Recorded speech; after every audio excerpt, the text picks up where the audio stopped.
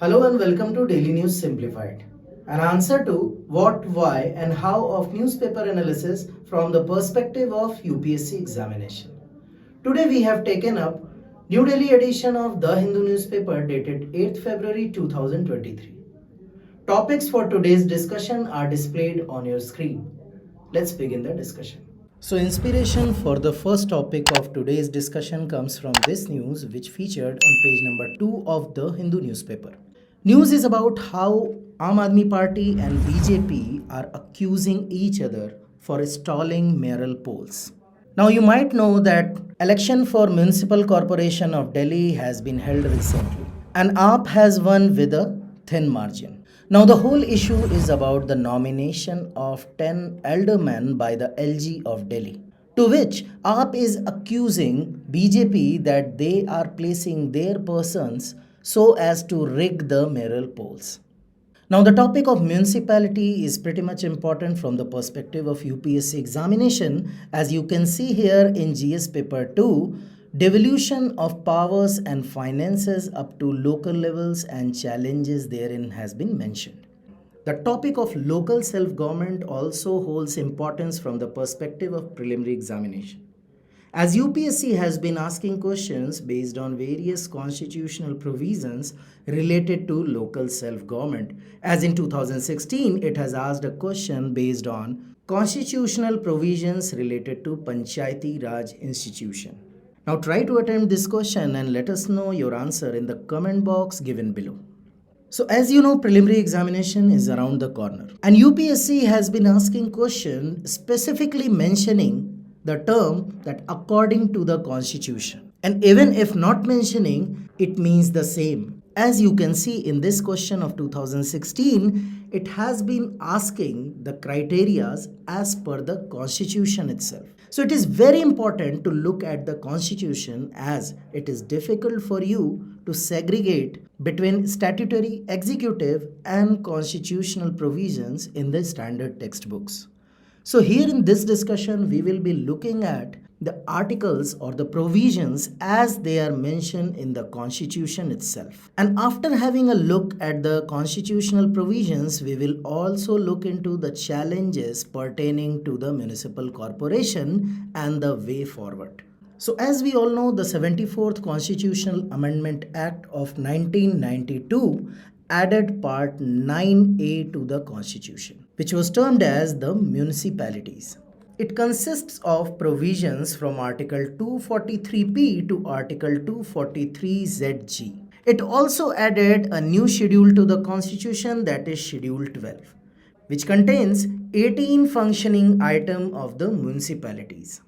So let us begin our discussion by looking at the provisions as mentioned in the Constitution of India related to the municipalities. Now, while going through these provisions, we will be looking at important information or details based on which an MCQ can be formed, which often get missed out while reading the textbooks. So as you can see, Part 9A, that is the municipalities, provides for Article 243P, which provides for definitions of various terms. Now we will focus more on the important terms or the important information based on which an MCQ or a preliminary question can be framed. Now subclause A defines committee, which means a committee constituted under Article 243S. Subclause B defines district, which means a district in a state.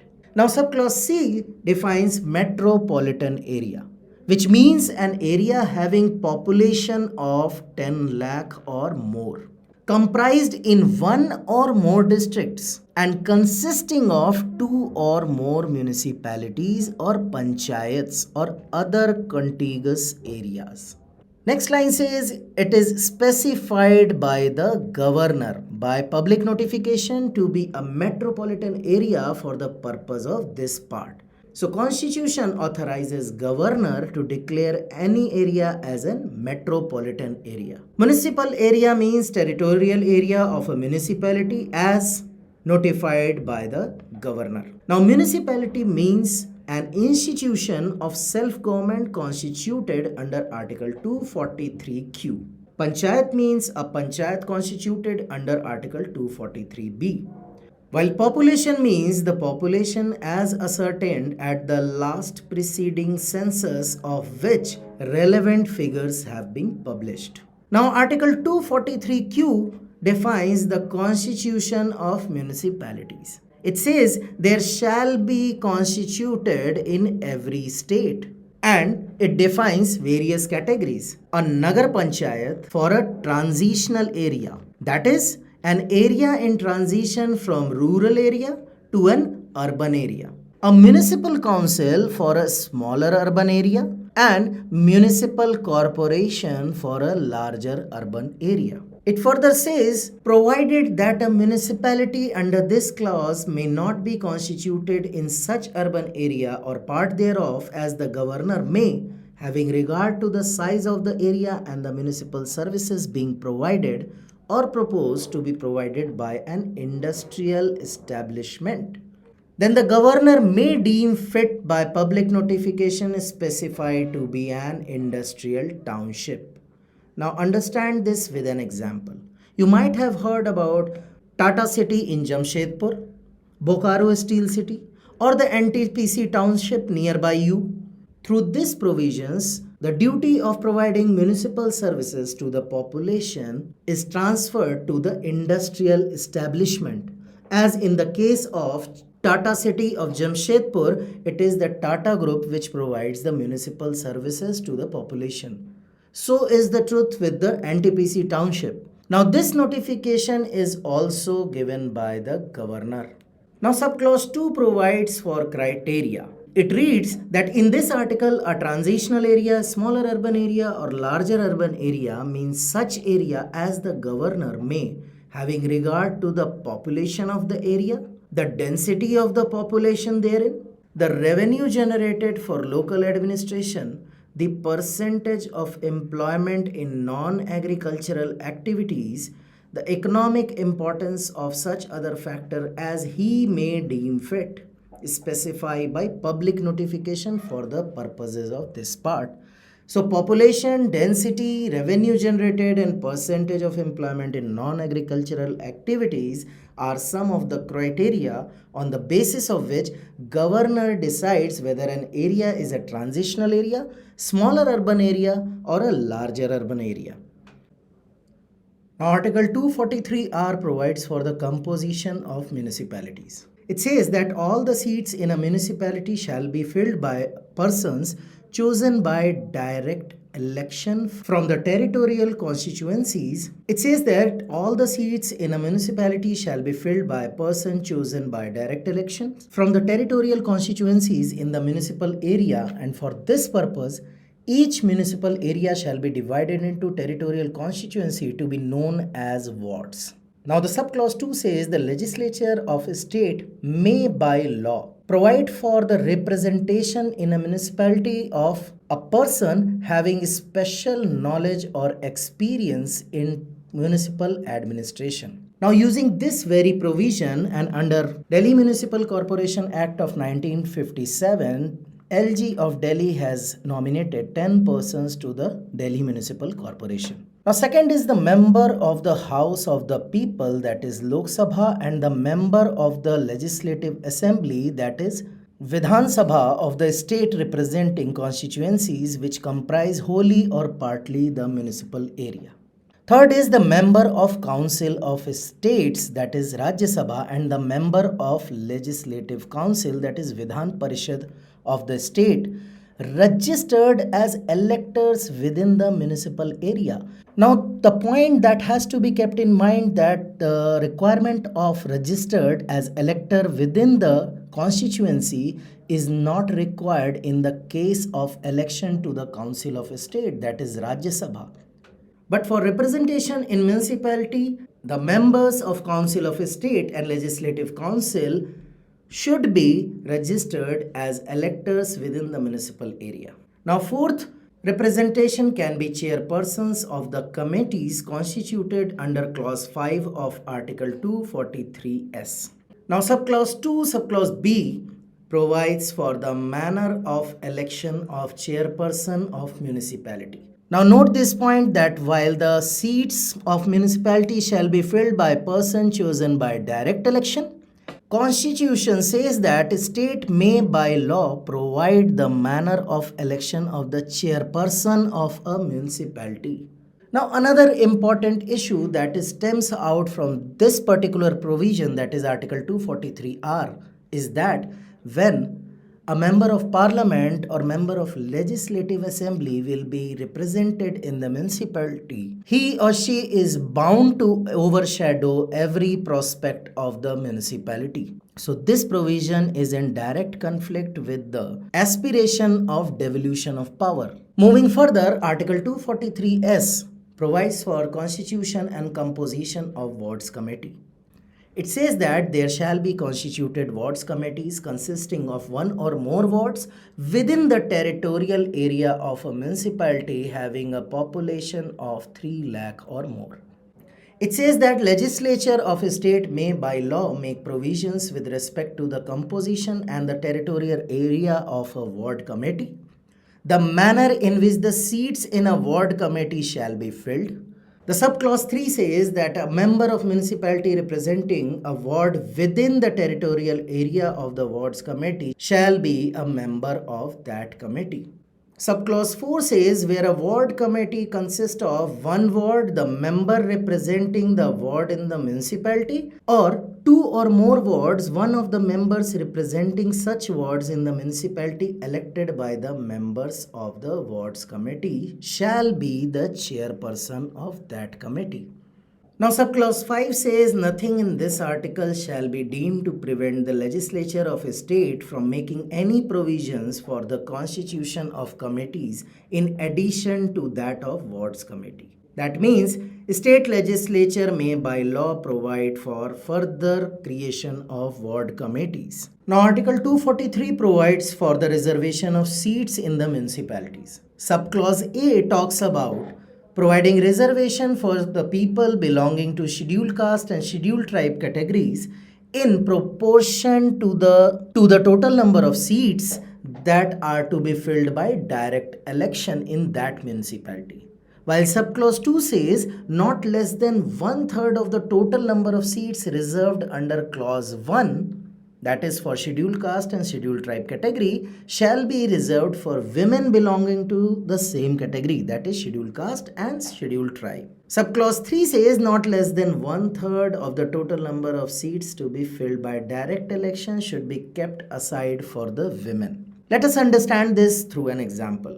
Suppose there are 100 seats in the constituency. Out of this 100 seats, the proportion of population is around 30% for the SC and ST. So as the law says, as nearly as may be, round about 30 seats are reserved for scheduled caste and scheduled tribe category. Now out of this 30 seats, at least 1/3, that is 10 seats, should be reserved for women belonging to scheduled caste and scheduled tribe category. Now the subclause 3 says out of the total seats that are to be filled by direct election, 1/3 should be kept aside for women. That is, out of 100 seats, that is total seats, 33 seats should be kept aside for women, and this will include the 10 seats that you have already kept aside for women belonging to scheduled caste and scheduled tribe category. Now subclause 4 says the offices of chairperson in municipalities shall be reserved for the scheduled caste and the scheduled tribes and women in such manner as the legislature of a state may by law provide. So if you face an statement that office of chairperson also has a reservation of 1/3 or say any figure, it would be wrong because it has to be decided by the legislature. It is not provided by the constitution. Now another important point is subclause 6, which says that nothing in this part shall prevent the legislature of a state from making any provision for reservation of seats in any municipality or offices of chairpersons in the municipalities in favor of backward class of citizen. So up and above the reservation for scheduled caste, scheduled tribe and women, state legislature may provide for reservation for backward class of citizens too. Now Article 243U talks about the duration of municipality, which is according to the constitution is for 5 years. Important point is the early dissolution of the municipality. The subclause 3 says that an election to constitute a municipality shall be completed before the expiry of its duration specified in clause 1, that is 5 years, before the expiration of period of 6 months from the date of dissolution. If it get dissolves early, then the election should be held within the period of 6 months. But there is an exception. It says that provided that where the remainder of the period for which the dissolved municipality would have continued is less than 6 months. That means if the remainder period for the municipality is less than 6 months, it shall not be necessary to hold any election under this clause for constituting the municipality for such period. Now subclause 4 says a municipality constituted upon the dissolution of municipality before the expiration of its duration shall continue only for the remainder of the period and not for the full 5-year period. Now, Article 243V provides for disqualification for membership. It says that a person shall be disqualified if he is so disqualified by or under any law for the time being in force for the purposes of election to the legislature of the state concerned. So if a person is ineligible to get elected as a member of state legislative assembly, he or she is ineligible for the election to the municipality also. It says that provided that no person shall be disqualified on the ground that he is less than 25 years of age. If he has attained the age of 21 years, so the minimum age requirement to get elected as a member of municipality is 21 years. Another point says if he is so disqualified or under any law made by the legislature of the state. Now subclause 2 says if any question arises as to whether a member of municipality has become subject to any of the disqualifications mentioned in the clause 1, the question shall be referred for the decision of such authority and in such manner as the legislature of a state may by law provide. So the dispute regarding to the election to the municipality will be dealt with the law that has been passed by the state legislature. Now let us quickly look into some other important provisions which are more or less similar to that of the Panchayat before moving on to discuss the challenges being faced by the municipality. Now Article 243W talks about powers, authority and responsibility of municipalities. Now the most controversial part is here. It says that subject to the provisions of this constitution, the legislature of the state may by law. This term may by law makes the entire provision discretionary on part of the state legislature. Similar to that of 243W, 243X, where power to impose taxes by and funds of the municipalities, it also says that the legislature of a state may by law. So it is again up to the discretion of a state legislature whether to provide or devolve the powers to tax and funds to the municipalities or not. While Article 243Y talks about the Finance Commission and it says the Finance Commission constituted under Article 243I, that is related to Panchayat, shall also review the financial position of the municipalities and make recommendation to the governor regarding following provisions. One important point that has to be keep in your mind that the governor shall cause every recommendation made by the commission under this article together with an explanatory memorandum as to the action taken thereon to be led before the legislature of the state. Now Article 243Z talks about the audit of account of municipalities which again says that the legislature of a state may by law make provisions with respect to maintenance of accounts by the municipalities and the auditing of such accounts. Article 243ZA talks about elections to the municipalities and it says that superintendent's direction and control of the preparation of electoral rolls for and the conduct of all elections to the municipalities shall be vested in State Election Commission. Now similar to that of the Panchayat, Article 243ZB talks about the application of these provisions to the union territories. And it says that provisions of this shall apply to the union territory also, provided that the President may by public notification directed that the provisions of this part shall apply to any union territory or part thereof, subject to such exception and modification as he may specify in the notification. And here Article 243 ZC talks about the exception, that is part not to apply in certain areas, which includes scheduled areas referred in clause 1 and the tribal areas referred in clause 2 of the article 244. It also says that nothing in this part shall be construed to affect the function and power of the Darjeeling Gorkha Hill Council constituted under any law for the time being in force for the hill areas of the district of Darjeeling in the state of West Bengal. In subclause 3, it says that Parliament may by law extend the provisions of this part to the scheduled areas and the tribal areas. Article 243 ZD talks about Committee for District Planning, and Article 243 ZE talks about the Committee for Metropolitan Planning. Now, local government in India faced two major challenges, and you can broadly classify them under funds and functions.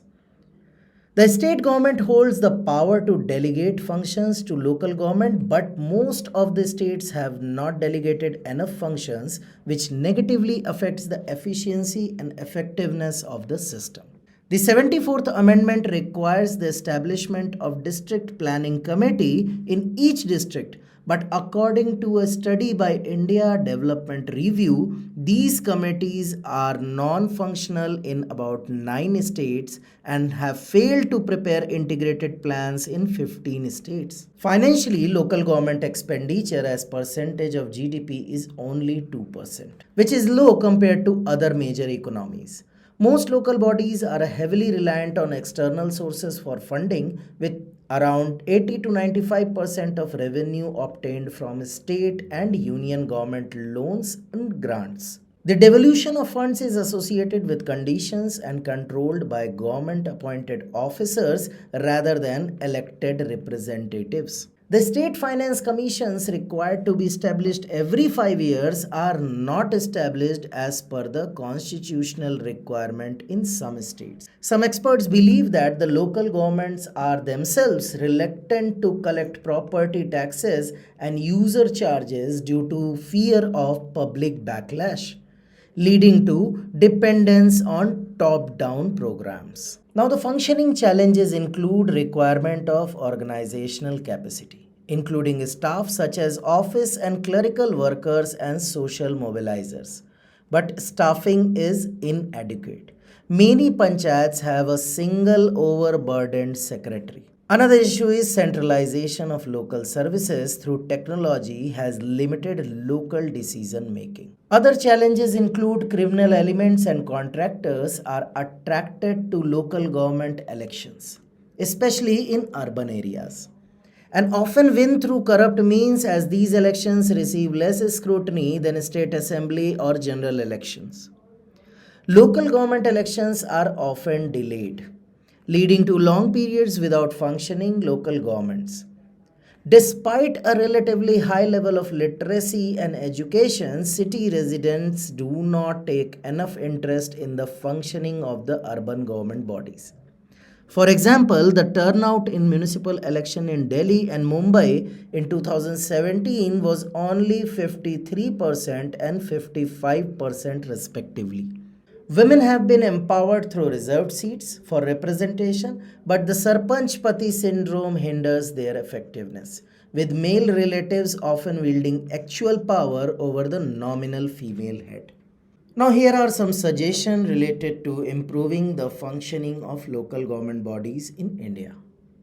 First is implement the provisions of the 73rd and 74th constitutional amendments. Fully and regularly form state finance commissions with specific guidelines. These should include the devolution of more funds and powers to local government to raise their own revenues. Hold local election regularly and on time, with the state government and state election commissions held accountable for any delays. Revitalizing the Gram Sabhas and ward committees. in urban areas by organizing small group consultations and utilizing social media for discussion. Strengthen the organizational structure of local government by enabling them to hold other departments accountable and provide quality services. Enhance the capability of local government employees through training, workshops, and process consultations. Increase citizen participation in local governance through the involvement of NGO and civil society organization. Inform the public about the role and decisions of local government bodies and the costs and sources of their financing.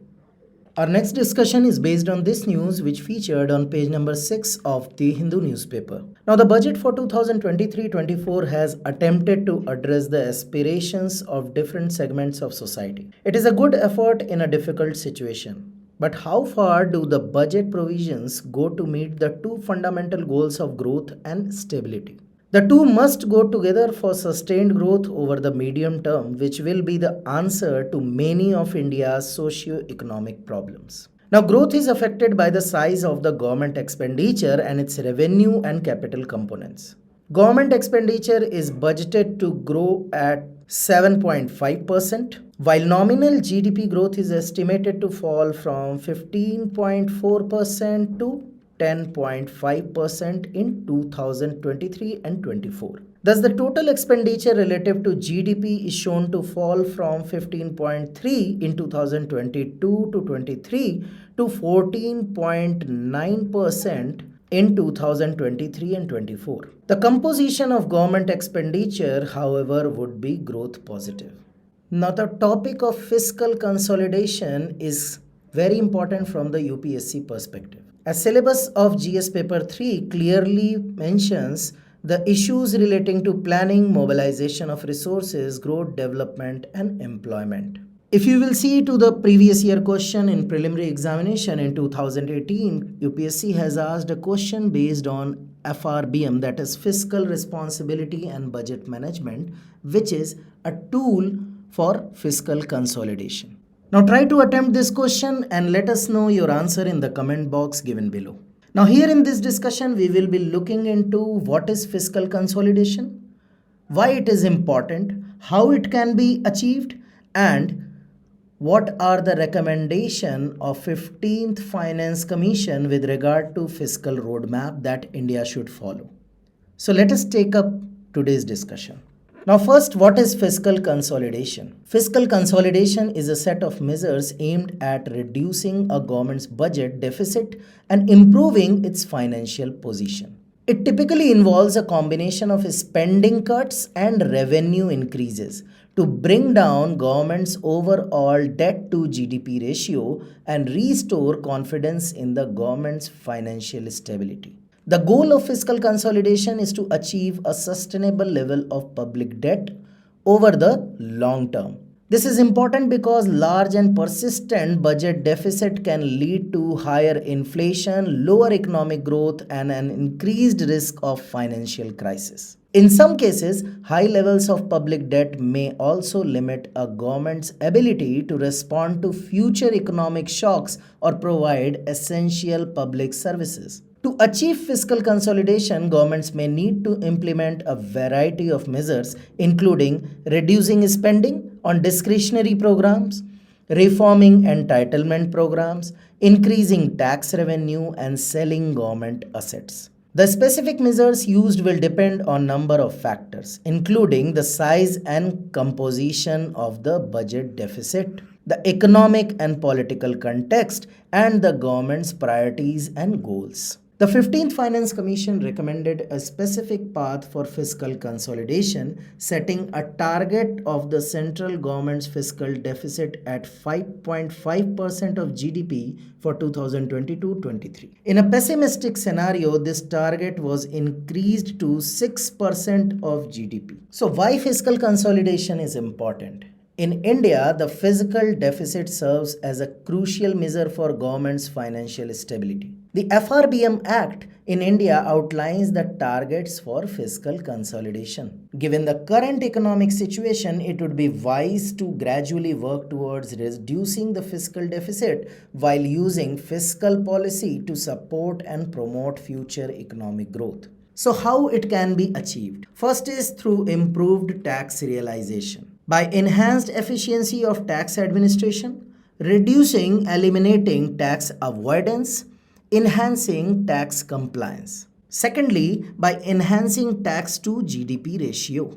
By widening the tax base, that is more number of people paying their taxes, minimizing tax concessions and exemptions also improves tax revenues. Third method can be better targeting of government schemes so as to minimize the losses. That is extending DBT to most schemes so that covering up the loopholes and minimizing the losses of revenues and resources of the government. Now, how India has performed till date? When FRBM was enacted, the idea was to limit the fiscal deficit under 3% of GDP by the end of financial year 8, that is 2008. But that never happened. The fiscal deficit declined from 5.9% in financial year 2012 to 3.4% in financial year 2019. In financial year 2020, it went up to 3.8%. The following year, it was proposed at 3.5%, but the pandemic struck and it surged to a whopping 9.5%. Now, for the current year, it is estimated at 6.8%, and the government will seemingly work towards 4.5% by the year 2026. A fiscal deficit of 3% now appears to be a distant possibility. To ensure it was within the law, the government periodically amended the FRBM Act to reset the fiscal deficit target. Now, is there a trade-off between fiscal consolidation and growth? Now, it is a debatable topic. Many economists have said that speedier economic growth depends on limiting the fiscal deficit. Their reasoning is that high fiscal deficit will increase borrowings, and the interest burden would curtail the government's ability to spend productively. Also, increased government borrowing will crowd out the private sector in debt market, leading to higher interest rate, which will hurt growth. That means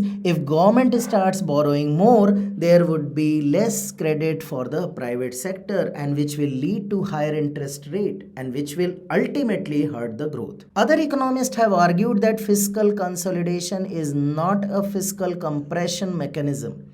Rather, it is an expenditure switching mechanism. The original FRBM Act of 2003, they say, pushed for shifting the expenditure from revenue to capital, which will lay the foundation for higher growth. They argue that the FRBM Amendment Act of 2018 completely dilutes the original act to become contractionary. Now let us have a look at the fiscal roadmap as suggested by the 15th Finance Commission. Now it is important from the perspective of UPSC examination. The Commission suggested that the center should bring down fiscal deficit to 4% of GDP by 2025-26. For states, it recommended the fiscal deficit limit as a percentage of GSDP as 4% in 2021-22, 3.5% in 22-23, and 3% during 23 and 26.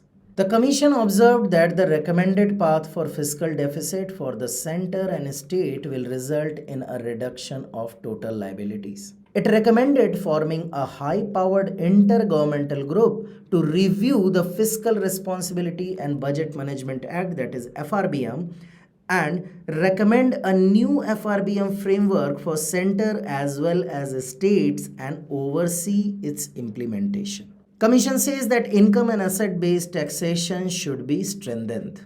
To reduce excessive dependence on income tax on salaried incomes, the coverage of provisions related to tax deduction and collection at source, that is TDS, TCS, should be expanded. Stamp duty and registration fees at the state level have large untapped potential. Computerized property records should be integrated with the registration of transactions, and the market value of properties should be captured.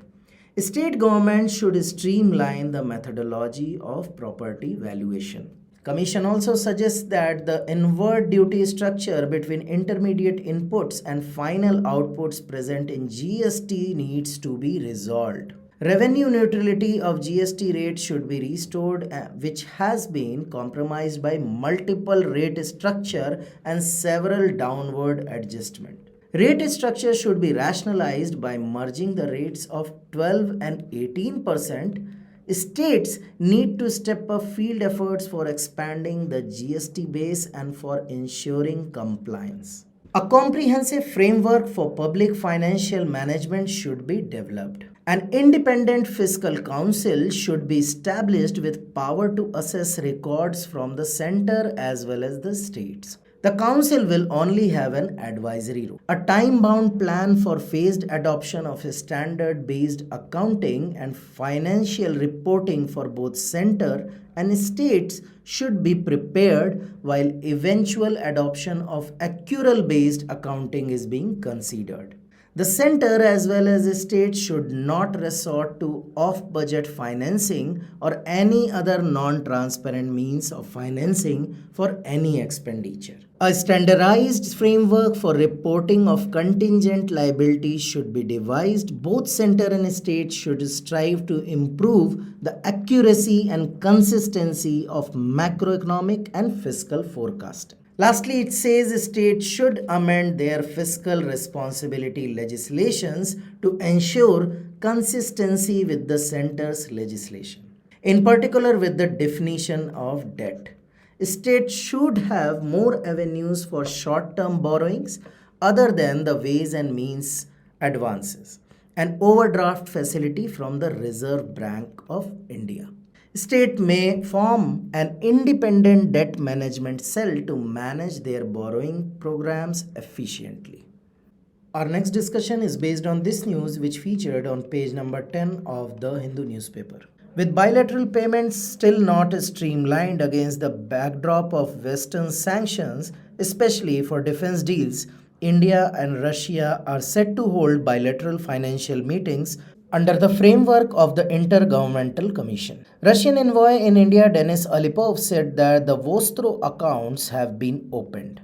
The mechanism of rupee-ruble trade has been established and it is now a matter for the banks to use it. Many Indian banks are overcautious. Using this mechanism would not invite any secondary restriction from the US if that is the fear. But still, banks want to be on the safer side. Now, bilateral relation and effect of policies and politics of developed and developing countries are mentioned in General Studies Paper 2 syllabus. Now, very often questions related to bilateral relation often appear in prelims as well as mains examination. So here in this discussion, we will be looking at into how rupee-ruble mechanism evolved, what is SWIFT network and what is Vostro account, why this initiative is being focused upon, and what are the issues associated with it. So let's begin the discussion. Now the rupee-ruble trade arrangement is an alternative payment mechanism to settle dues in rupees instead of dollars or euros. The idea was first conceived in 1953 under the Indo-Soviet Trade Agreement. All payments between India and the then Soviet Republic USSR were made in Indian rupees. For this purpose, the State Bank of USSR used to maintain one or more accounts with one or more commercial banks in India, authorized to deal in foreign exchange. In addition, the State Bank of USSR also maintained another account with Reserve Bank of India. Now, rupee-ruble payment system for trade was rolled out to settle dues in rupees instead of US dollar or euro. Vostro accounts are used to make payments in domestic currency. For this purpose, the Indian government has allowed UCO Bank to open a rupee account with the Russia's Gazprom Bank. So let us understand what is SWIFT network and what is Vostro account. Now, Society for Worldwide Interbank Financial Telecommunication, that is SWIFT, is a member-owned cooperative that provides safe and secure financial transaction for its members.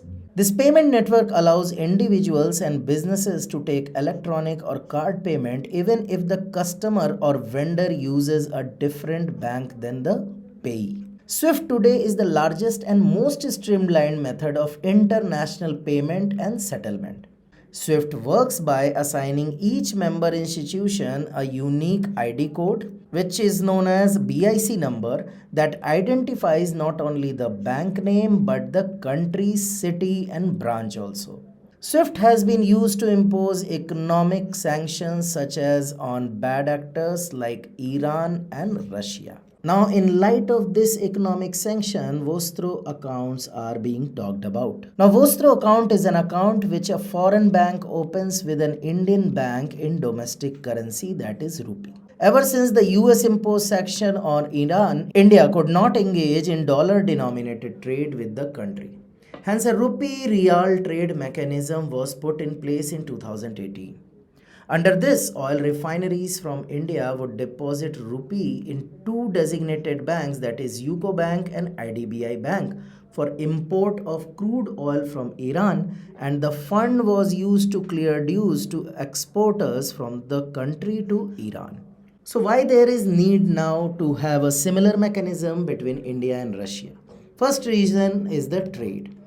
The trade turnover between India and Russia rose by a whopping 130% between January and August last year, reaching US dollar 17 billion. It was 3.2 billion during the same period the year ago, and it is mainly due to the ongoing Russian-Ukraine war. Second reason is energy security. Now, India currently has imports worth rupees around 65,000 crore from Russia in 2021-22, which is 59.4% growth from the last year. This constituted around 1.5% of the total imports of India. India's export to Russia is worth rupees 23,658 crore in 2021-22, which is 20.4% growth since last year. India's total trade with Russia amounted rupees 88,000 crore in 2021-22, which is a overall 46% growth. Now, second reason is energy security. India, being a net importer of Russian goods, has currently increased its import of Russian crude oil amid falling oil prices. The sharp increase in trade turnover could be attributed to the supply of Russian oil to India at a discounted rate. Now, there are defense needs too. India is also awaiting the timely delivery of S-400 air defense system under deal signed in 2018. The deal was worth rupees $5.43 billion. Further, several new deals are in pipeline, including 12 Su-30 MKI aircraft and 21 MiG-29 fighter jets for the Indian Air Force. The mechanism will also reduce forex fluctuations, especially keeping in mind the weakening money vis-a-vis dollar, which will bring the stability. An enhanced balance in trade turnover will make the ability to trade in the Indian rupee and ruble more attractive, and also as a means for Russia to minimize its current overbalance of acquiring Indian rupees when set against the ruble's volumes. So what are the issues related to this development? The US and EU are already unhappy with India for abstaining the UN Security Council and UN Human Rights Commission on all resolutions that criticize Russia for invading Ukraine. The core problem, in fact, and the root of most disagreement has been on how the exchange rate between the rupee and ruble was set. Indian banks remain cautious about using rupee-ruble payment system for settlement of trade with Russia because of concerns about secondary restrictions from the US. So in order to proceed with any such agreement, these apprehensions must be addressed before moving forward. That's all for today's discussion. Stay tuned for more such updates.